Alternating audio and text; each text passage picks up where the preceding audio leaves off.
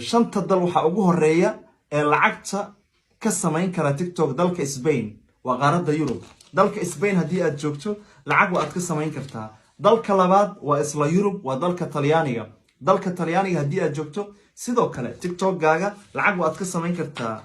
waxa saddexeeya dalka Germany hadii aad joogto sida anigoo kale lacag waad ka samayn kartaa waa saddex dal Yurub bay ku yeelaan dalka afaraad waa dalka UK waa Ingiriiska dalkani hadii aad ku nooshahay sidoo kale lacag waad ka samayn kartaa TikTok waxa shaneeya dalka Faransiiska waa qaaradda Yurub isagana dalka Faransiiska hadii aad joogto isagana lacag waad ka samayn kartaa inta dal oo kaliya ba caalamka lacag laga samayn karaa wadanka soo haray marka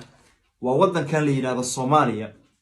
oo dadka intooda badan Soomaalidu si khaldan bay u isticmaalaan TikTok qaasatan haweenka Soomaaliya hadii aad joogto hadii aad isqaawiso hadii aad xiniyahaaga banaanka u soo saarto hadii aad naasahaaga banaanka u soo saarto hadii cawradaadii dumarnimo oo dhan aad banaanka u soo saarto ama tin ha noqoto ama daba ha noqoto hal sinti kama cunaysid hadii aad haysatid xitaa 1 milyan oo follow ah hadan ku sii sheegaya adduunyadana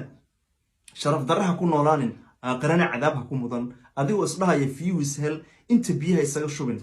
sheekh anoo qaawan ma weysiisan kara weysayso adu waxaad isla qaawisaanu garan maxay laakiin weysadu way ka asix laana